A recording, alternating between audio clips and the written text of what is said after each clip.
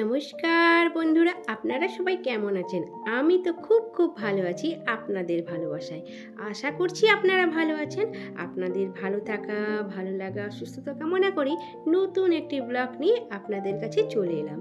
এই দেখুন, সকাল সকাল সমস্ত বাড়ির কাজকর্ম সারছি, যেটা আমাদের প্রত্যেক পরিবারে করে থাকি আমরা প্রত্যেক মেয়েরা। মর্নিং ছেলে স্কুলে যাবে, এই দেখুন রেডি হয়ে গেছে, বলছে আমি একটু শুয়ে পড়ি। আমি বলছি আরে ওর দেরি হয়ে যাচ্ছে, কথাই শুনছে না, ও ঘুমোতে চায়। সকালবেলা আমাকে একটু ফ্রেশ হতে হয়। আগে আমি ঘুম থেকে উঠেই আগে মুখ ফ্রেশ করে তারপর সমস্ত কাজ বাজ আমি সারি, না তো আমার একটুকুই ভালো লাগে না। এই যে রোজকারের রুটিন, দেখুন আমার ছেলেকে কি বানিয়ে দিচ্ছি। এত গরম পড়েছে, সেই জন্য ছেলেকে কখনো আলাদা আলাদা করে টিফিন বানিয়ে দেই। কখনো এগরোল, কখনো ম্যাগি, কখনো পাস্তা, কখনো আবার আলু ভাজা মুড়ি। আবার আজকে করছি ছোলা আলু সিদ্ধ। ও মুড়ি নিয়ে যাবে আর বাড়িতে একটু খেয়েও যাবে, কারণ ওখানে তো যে পড়ে আর টিফিন দেবে না, তো ওদের যখন দুটো ক্লাসের পর টিফিন হয় তখন ওরা খায়, তো বাড়িতে ওকে একটু খাইয়েই পাঠায়। সকালবেলা খালি পেটে থাকা উচিত না, কিছু না কিছু খাওয়া উচিত। ও তো শরবত খায় না, মাঝে মাঝে খায়। এক সপ্তাহ ধরে আমার এক বালতি পোশাক, যেটা আপনারা নিশ্চয়ই দেখতে পাচ্ছেন, এই ব্লাউজগুলো মেশিনে দেব না, কারণ ব্লাউজ তো একদম হালকা, তো ওই মেশিন অনেকক্ষণ ধরে ঘুরবে, তো হয়তো আমি 1 ঘন্টার গায়ে দেব, তো ওই ব্লাউজগুলো আরও নষ্ট হয়ে যাবে যখন, সেই জন্য আমি হাতে করে ওটা আলাদা করে শ্যাম্পু দিয়ে ধুবো, আর এগুলো সব মেশিনে দিয়ে দেব।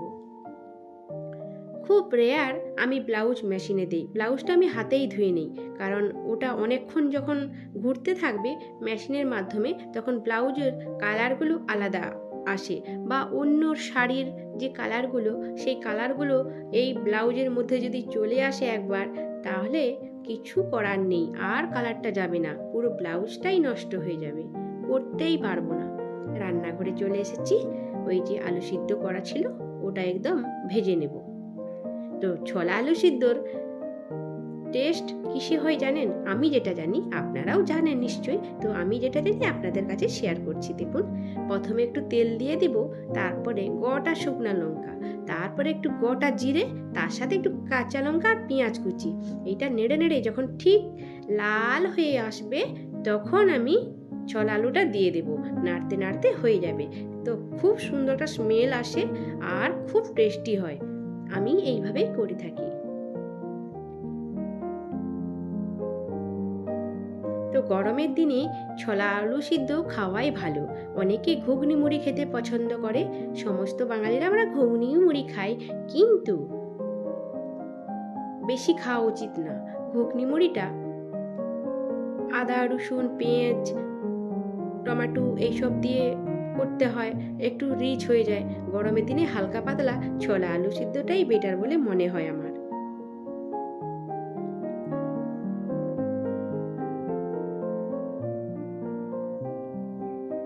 চিমনিটা এবার বন্ধ করে দিলাম। এই যে ওকে খেতে দিয়েছি, ও একটুখানি খেয়ে নিচ্ছে। আজকে ওকে আমি বলেছি নিজের হাতে তুমি খাও, আমি ভিডিও করব। তারপর শুনেছে আমার কথা, মোটেও শুনবে না আমার কথা, সবসময় মা তুমি খাইয়ে দাও। এই যে দেখুন, একটা গাছ শেষ হতে না হতে আবার একটা গাছ নিয়ে চিন্তায় পড়েছি। পাখিগুলো সমস্ত খেয়ে একদম তলিয়ে দিচ্ছে মাটিতে। এই দেখুন কত পড়ে রয়েছে। আমার এত খারাপ লাগে, রোজ ঘুম থেকে উঠে দেখি পাখি খেয়ে ফেলে দিচ্ছে। কি করব বলুন তো, এত বড় গাছে তো আর নেট দিয়ে ঘেরা যায় না। তারপরে ভাবলাম খাক, পাখি তো খাচ্ছে, কিন্তু এই যে ফেলাচ্ছে, এটা আমার একদম খারাপ লাগছে। কি সুন্দর ফুল দেখুন বাগানে, এই ফুল দিয়ে বাড়ির সমস্ত ঠাকুরের আমি পুজো করে থাকি। অনেক গাছ রয়েছে জানেন, এই ফুলটা এই সময় আবার ফোটে, আবার অন্য সময় বন্ধ হয়ে যায়। এই সময় এই ফুলটা, এটার নাম হচ্ছে কাঞ্চন ফুল। এই যে লেবু, যখন আমার লেবু গাছে ছোট্ট ছোট্ট লেবু ছিল, আপনাদের ভিডিওতে দেখিয়েছি। আমার যারা নতুন বন্ধুরা তারা তো দেখেননি, একবার আমার ব্লগটা দেখবেন, কেমন লাগে কমেন্ট করে জানাবেন।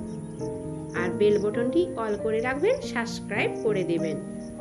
নতুন বন্ধুরা আমার পরিবারে চলে আসবেন। উলট কম্বলের গাছ, এই পাতাগুলোর শরবত খাই। পাতাগুলো ফেলে দেই, বাট ডাঁটাগুলো জলে ভিজিয়ে একটু হাতে করে মানে চুটকিয়ে দিলে খুব সুন্দর একটা, কি সুন্দর মোটা মোটা করে একটা শরবত বানানো হয়ে যায়। সেই শরবতটা আমরা খাই, তো ডাবের মতন খুবই কাজ করে। আম তো দেখলেন, আমগুলো কিছু জাল দিয়ে বেঁধে রেখেছি, কারণ একদম নিচে তো এই কখনো হয়তো কেউ পেড়ে নেবে, তো কিছুটা যতটা পেরেছি পেরেছি। তারপরে ছেলের ফার্স্ট টার্ম পরীক্ষা হয়েছে, তো ওই পরীক্ষাতে ছেলে কত কত নাম্বার পেয়েছে আপনাদের দেখাচ্ছি। একটাতে পেয়েছে, ইংলিশে পেয়েছে 25-এর 25 পেয়েছে, ম্যাথে পেয়েছে 25-এর 25। এটা কি, এটা জিকেতে পেয়েছে 24, ওটাতে 25, তো 25 পায় না। তারপরে এটা ওই ম্যাথের কথাই বললাম। আর একটাতে শুধু একটু কম পেয়েছে, যেটা এই যে 23.5 পেয়েছে। মানে দুটো ভুল করে দিয়েছে, ছোটো ছোটো দুটো ভুল করে দিয়েছে। হিস্ট্রিতে 23 মানে প্লাস পেয়েছে, মানে 25-এর 23.5 পেয়েছে। তো ফার্স্ট টার্ম পরীক্ষা হয়েছে। এই যে ম্যাথের তো কথা বলেই দিলাম, তো আর একটু ভালো পড়তে হবে ওকে বলেছি। তো ওই টুকিটাকি ভুল করে বাচ্চারা, তো যত জানাই হোক না কেন ওরা ভুল করে।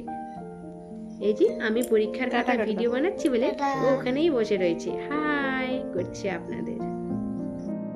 চলুন, এই যে ব্লাউজগুলো বলেছিলাম আমি হাতে কাচবো, দেখুন আমার অলরেডি কাঁচা হয়ে গেছে। আমি এই বক্স জানলাতে মেলে দিয়েছি, কারণ রোদে একদমই আমি কোনো পোশাক মিলি না।